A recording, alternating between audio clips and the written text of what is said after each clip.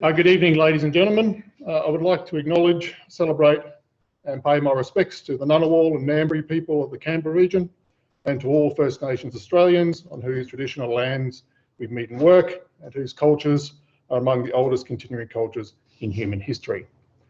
My name is Jean Bou. I'm here from the Strategic and Defence Study Centre, and it's my pleasure to host you for what is the first war study seminar in over a year. So this is the return, and hopefully we will continue to go. Just before we get into this, please, if you've got a mobile phone, can you just double check that you turned it off? If you're joining us online, can you just make sure that you please stay on mute during the ensuing talk?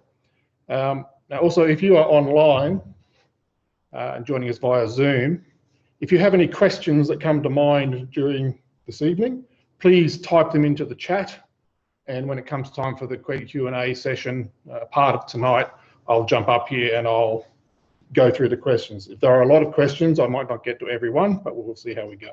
Now, Al is talking for about 30 minutes or so, and then that leaves us plenty of time for questions and discussions.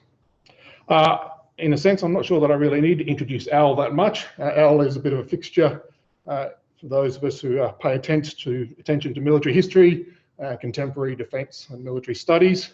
He is the, what do you call yourself? The Director of War Studies, that's right, at the Australian Army Research Centre. Although Al always tells me when he comes here that he's almost cloak and dagger because defence can be curious in their attitudes as public events. So please join me in welcoming Al. I'll bring up the presentation, Al, and you can get started. Thank you, John. And thank you all for coming tonight, and thank you to those who are out in Zoom land.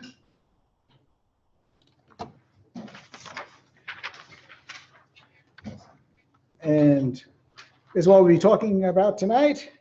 And my most important slide is this one. So make sure you read it, because yes, as always, I'm here representing myself.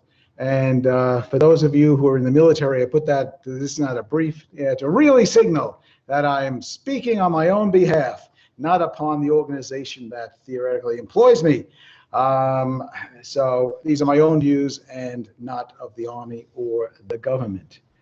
So we're going to be talking about what I believe is a necessary and quite a significant change in how Australia, the ADF, but also the Australian public and the government look at the nation's national security.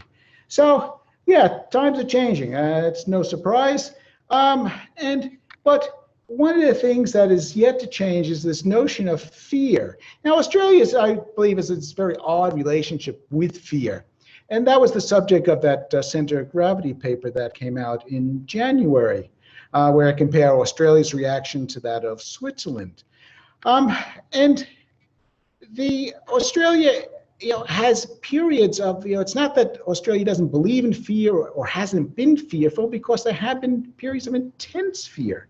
And during the 19th century, there were episodes of where invasion scares occurred. And, first it was the Russians were coming, then the French were coming, then the Chinese were coming to invade and conquer Australia. And then from about 1902 on, it was the Japanese who were going to be coming, and that fear continued all the way through to the into the Second World War. But though we have that fear, our reaction was sort of always disproportionate to the intensity of it, because from a security point of view, we would, build a few forts, and then the fear would pass, and they would decay. We would recruit a few troops, and then they would be dismissed. And so this cycle of, reacting and then not reacting, letting the buildup wind back down. And the other, I guess, the other main source of fear, and perhaps the primary source of fear in Australia, wasn't even external. It was internal. It was that fear of the other, that Australia looked out onto the world and saw peoples who did not they did not want to come to Australia. And so that, fear was manifested politically in the White Australia policy. And if anyone is, interested in this subject, Peter Cochrane's book on, best not forget, I found to be very compelling and very persuasive in there. And so as we go through these various ups and downs in paying for our own defense, the one consistent thing is that we decide to offload that responsibility onto somebody else. And so originally that was the United Kingdom for obvious reasons. And then that in the Second World War, that transition to the United States begins and gets really chiseled in granite in the Anzac Treaty and remains today. And if you look at any defense publications, the ones, the Defense Strategic Update or the latest Defense White Paper, it's very clear that the relationship with the United States is the foundation of Australian security and continues to be so. And the question is this a reasonable security policy going forward? Because the world is changing. And at the very least, it needs to be asked. You need to ask what has been good for the previous 100+ years. Is it really what we need going forward? Is it still appropriate? Because what is coming? And there's a lot coming. We certainly predicted to end up in coming to a more disruptive future as various things happen to increase tensions, not only in the region, but across the world. And I picked up on two of them here. There are others I could have chosen. I could have spoken about the 3 billion, or identified the 3 billion or so people that are going to be joining this planet over the next 30 years as a potential problem, or the income inequality that's getting worse in many countries. But for me, these are the two. These are the ones that interest me most, and you'll be familiar with both of them. There's nothing surprising here. One, the rebalance in the Pacific. It's well underway. You should all be aware of this. As China continues to grow in strength, grow economically, and grow in self-confidence. And of course, when we talk about relations between states, it's always relative. It's not absolute. And so the U.S. is probably still more powerful at the moment, but that trend line looks very bad going forward. And at some point, if things continue the way they are, one has to expect that the dominant power in the Western Pacific will be the Chinese. And what does that mean for Australian security? And of course, Australia is insignificant in all this. As this plays out, our ability to steer the ship through the change in the Western Pacific, I doubt is is pretty much insignificant. But for me, China is actually the more trivial of the two problems. And for me, climate change is the big one. And this is going to be the most disruptive event, as I say, humanity has ever experienced. And we've been through climate change events in the past, the Little Ice Age of the 17th century, the Mayan drought. And let me tell you, for every society that has experienced a climate change event, the outcome has been catastrophic for those involved. And there's no reason to believe that this one will be any different. In fact, it's, unless it's brought under control and the continued emission of greenhouse gases is not quickly stopped, if not rolled back, it could easily become a threat to the existence of not only states, but also and societies, but also humanity itself. Because this is going to throw off lots of issues for societies, our regions, as their social contracts fray under the pressure of declining productivity of resources and increasing populations, which will cause them to look for other options. But for us, as we try to maneuver our way through these challenges, what is our outcome that we want? And I would say it really boils down to the essence of it is Australia wants to remain a sovereign state, a state in which we get to choose, or Australians get to choose, what they decide to do. And life remains, relatively comfortable. I think it's going to be harder. You younger people in the audience, yeah, it's not going to be pleasant, but, relatively okay, particularly compared to people in less fortunate countries. But remaining sovereign is the ultimate reason to have a national security policy. So, now this is, again, nothing terribly new here, because the strong, don't respect the weak. But Australia has to come to the realization that we are actually one of the weak, because there are great powers and there's everybody else. And I know people like to think about Australia as a middle power, but I've never convinced that actually means anything, because you're a middle power or a great power against a small Pacific Island state. Australia can show its muscles against some of those territories, but against a real great power, Australia is weak. And so so far Australians like to think of themselves as the lucky country, and they're right. We've been very lucky. We've been able to avoid a lot of the nastiness that other parts of the world is just standard business. For us, though, what is normal for the rest of the world will probably become normal for us too.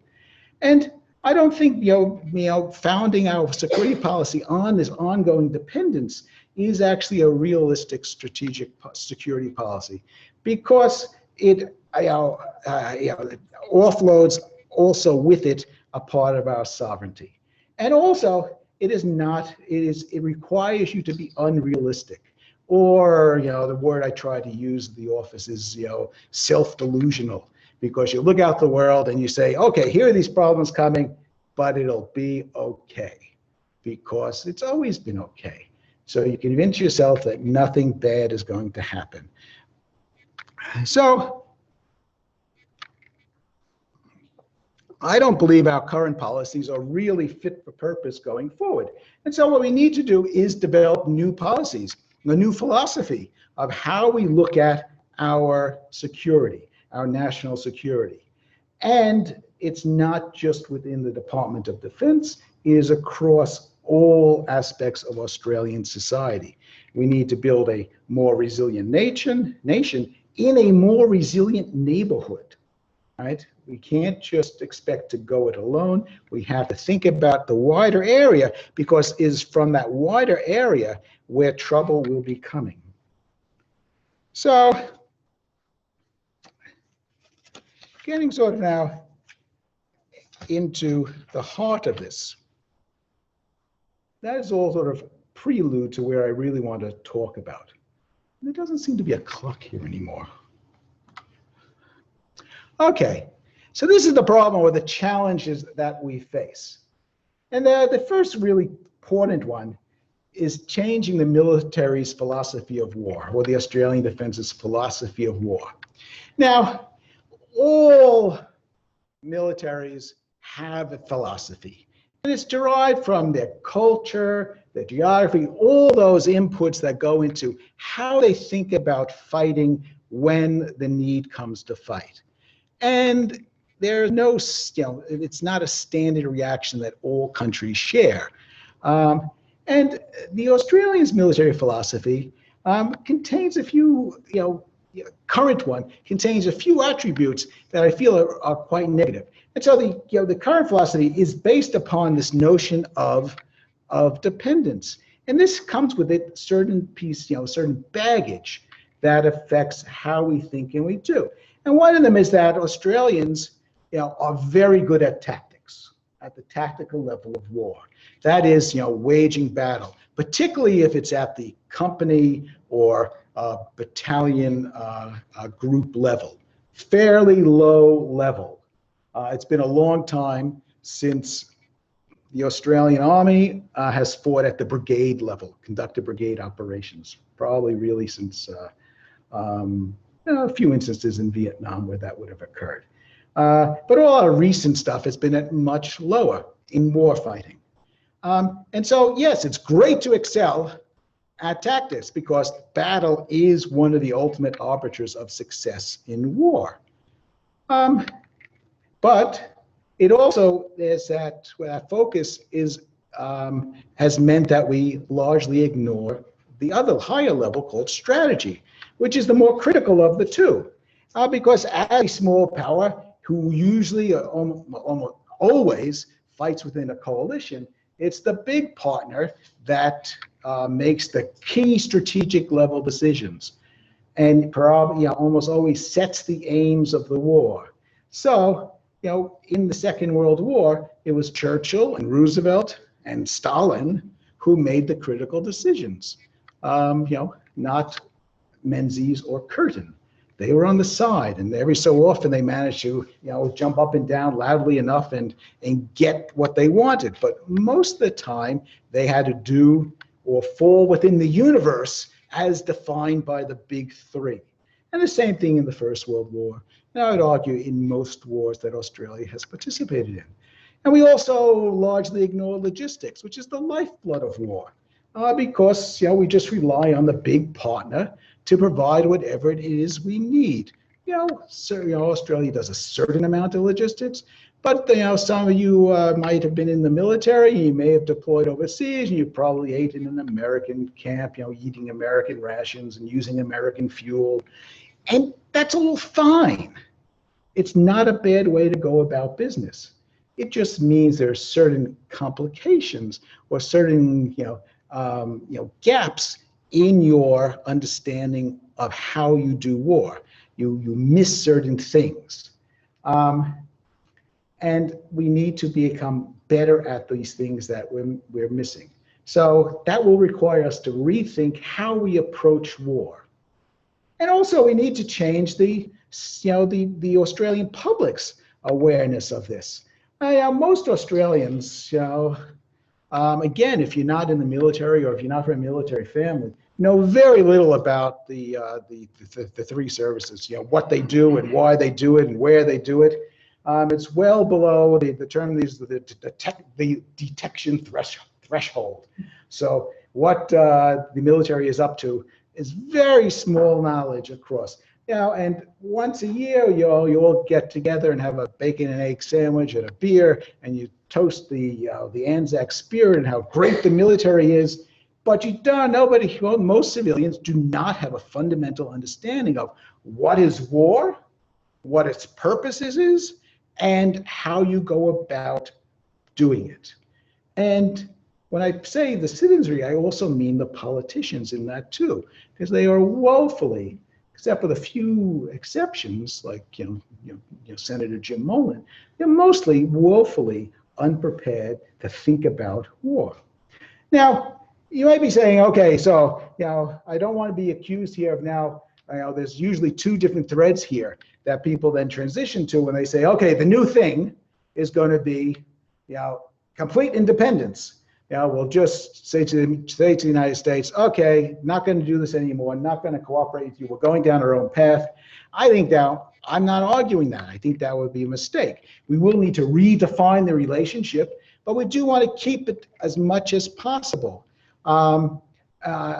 Because there have been enormous benefits from this relationship with the United States. It comes with certain obligations, but also has benefits. So it's time to renegotiate. And I'm also not advocating defense of Australia. I'm not saying that Australia should just pull back from the world and adopt this policy of just isolating itself and just defending the country from the approaches to our north.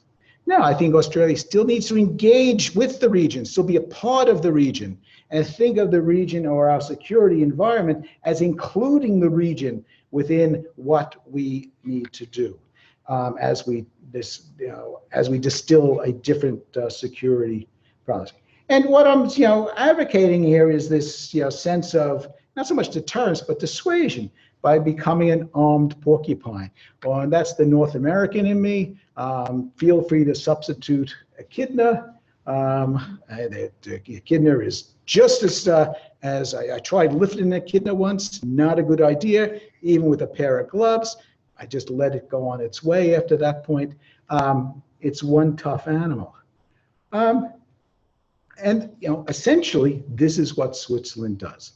They become mean enough to be a pain to eat, but also not so mean as to be a threat. And that's a fine line. And some people call that neutrality. I prefer to call it, arms sovereignty, because the goal here is to retain our sovereignty in a world in which being sovereign is going to become more challenging. So how do we do this? How do we get to this?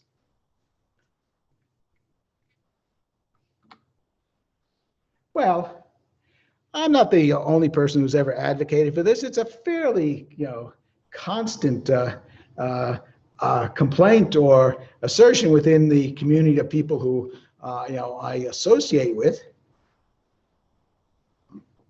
It would be really nice to have a whole of government security strategy, which in the old-fashioned language used to be called a grand strategy, where the government sets a course. It involves not just the military, because security is not just the Department of Defense's responsibility.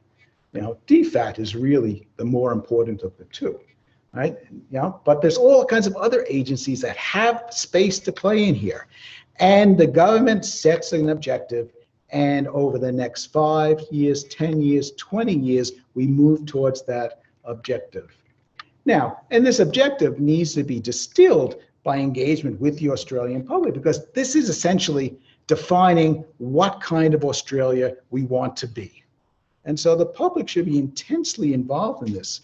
This is not the kind of task that you offload to some big four consultancy and get a report back later, right? Or even do it in-house with public servants. It needs a kind of whole of Australia analysis and inputs from many people to understand what it is we want to be and how we're going to get there and how are we going to pay for it and those kinds of things.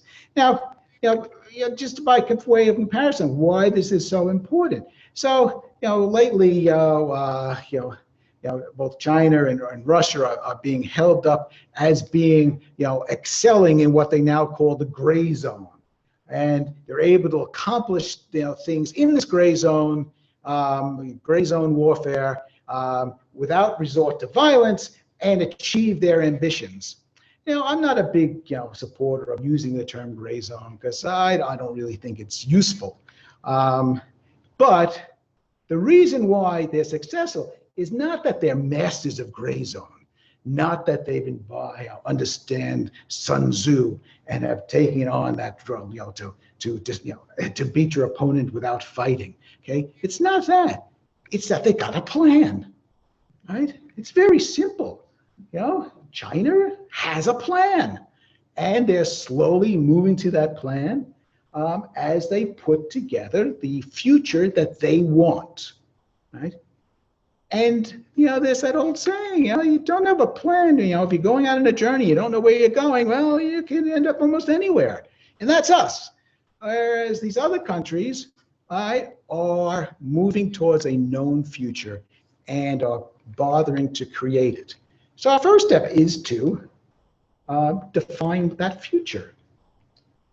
And the next thing that we need to look at is our security strategies, and our role in war has always been defined or organized for the offense, right? Usually for the strategic offense. And this needs to be asked, I have the word why there. Well, we need to ask this question. Why are we still organizing for the strategic offense? Now, it's had utility, it's been important in the past and useful and appropriate in the past, right? But what you mean by the strategic offense is that you have these very positive war aims where you're going to achieve a particular outcome. So in the First World War, in the Second World War, it was, the remaking of Germany and Japan, and probably Italy too, and to remove them from their militarist backgrounds and their militarist preferences and make them into, democracies. So those are very high level ambitions. And to do that, even though at times in the war, both wars, we were on the defense, our total, our take on the war was what you'd call the strategic offense. And to achieve those ambitions, we had to move offensively. Well, we need to question, is that still appropriate for the future?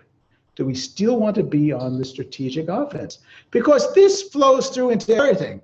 It flows into the size of the defense force, the equipment we buy, how these people train, how they are educated. And I would argue that going forward, we need to switch to the strategic defense. Now, this is much more than just a word change here or a wordplay. It is a very different outlook on the world, right? And it's going to be very difficult to embrace, particularly for those who serve in the military, because they come along with a lot of cultural baggage, which defines who they are in that traditional sense of the digger spirit of those who fought in the two world wars and after that, as they take on this offensive role. And I'm arguing that they're going forward, they have to think about the world from the perspective of being on the defense. And why? Why is that the case? Well, because Australia is essentially a non-aggressive status quo power. It only makes sense to be on the strategic offense if we're in a part of this world order in which one favorable country dominates. But if that world order is changing, maybe it doesn't make a lot of sense anymore. Maybe we need to rethink that and switch to something. Nobody in the region should have any fear of Australia having any desire for territorial acquisition, resource exploitation, and yes, we stole some oil from the East Timorese. Yes, I acknowledge that. But by and large, Australia has everything it needs, and our main goal going forward should be just to protect what is ours. Now, I fully recognize that in saying it that way, it may sound like Australia wants to be one of the gluttons of the world and denying the resources that we disproportionately use as a part of the wealthy first world. And that is something that needs to be examined and questioned, because that may antagonize parts of the world. But by and large, nobody out there has much to fear from Australia. Right? We're a status quo power. We want to keep the world as it is. And so from that strategic level point of view, being on the defense makes sense. And also the character of war, due to various technological advances, has once again swung to favor the defense. Now, Clausewitz says the defense is the stronger part of war anyhow, but now it's becoming even stronger. And the technological advances here is, the ability to spot or sensors that are now deployable, so you can spot what's happening at thousands of miles, thousands of kilometers, and the ability to hit targets, even moving targets at quite extraordinary ranges, things that were simply just not possible even 20, 30 years ago. And Australia will be starting to acquire some of these things going forward. And so these should be incorporated into a defense system that creates what I call here the 2,000-kilometer no man's land. And I'm deliberately using no man's land there because, in the First World War, or in the lead up to the First World War, the generals of all the armies of Europe and the United States knew that the defense was stronger. They understood this. They had realized that defensive firepower, defensive weaponry of the era had given to the defender more power than to the attacker. And this was evident, in the American Civil War, where by 1864, whenever the Union Army stopped or the Confederate Army stopped, the first thing they did was start digging, because that was where safety lay as they buried themselves into the earth, because the firepower was too powerful. And this is revealed on the Western Front, and also in Gallipoli, that the firepower of the defender created this killing zone. But on the Western Front, that killing zone was measured in the hundreds of meters. Now we're looking at a prospect of it being measured in the thousands of kilometers. That's quite a big change. And if we embrace that, we can create this defensive network that can allow us to become this porcupine or echidna, where anybody who's approaching Australia can do so, but will be expected to pay the price. Now, in war, all things are relative. And the idea that Switzerland has always followed is to be so nasty that a hostile power will decide that don't really want to pay the price. The price is too high to secure a few mountains and some balls of cheese. It's just too expensive, so don't do it. And the Swiss have consistently invested, a large monies and time in developing their military capability, although it's always been strictly for defensive purposes. And there's no reason why we can't do the same thing. But of course, this would mean questioning some of our current acquisitions. The one that pops most of my head, and this is where I'll probably get in trouble, but it's okay. I'm speaking for my own self here. I'm not representing the Department of Defense or the Australian Army.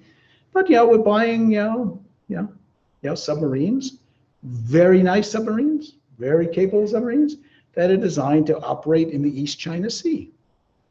Why do you want to operate in the East China Sea? Okay? Or even in the South China Sea? Where is that benefit to Australia to do that? Because it strikes me as a little insane, because that's going to be possibly very dangerous part of the world. Well, perhaps we should buy subs that can just operate in the waters to our north, maybe to the far side, in the Arafura Sea. Maybe that's the range potential that we require.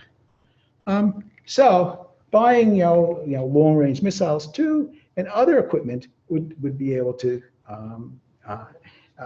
allow us to achieve this. But this, I have no illusions, is not an easy task that I'm proposing, because changing a philosophy of war is extraordinarily difficult, because it's getting right at the culture of the organization, of how soldiers, sailors, aviators perceive themselves. And it also upsets a lot of status quo organizations that have been founded on the perception of Australians standing tall with their allies and imposing their will upon the enemy. And I'm saying, what we need to actually start thinking about is not opposing our will on the enemy, simply a lower metric of success. One that I think is more attainable, because frankly, we're weak and we need to get used to that. And we're only going to get weaker. So the metric for our success going forward is to simply deny the enemy the ability to achieve their aims. For us, that shall be victory going forward. Thank you for your time. I'm not sure how long I went, but yes, I have one more slide. So this is my next publication that builds on the Center of Gravity series paper that came out in January. This is coming from these people who I don't work for tonight. And it should be available April, May. It's aimed at an Army readership. But it's available to anybody who wants one, and it's quite long. It's something like 16 or 17,000 words. But I've already promised to the editors of the Center of Gravity series to distill this down into a smaller, something that's more suitable for a non-military reader, and I'll get to that soon. And hopefully, if it's acceptable, there'll be another Center of Gravity series on this point of planning to not lose.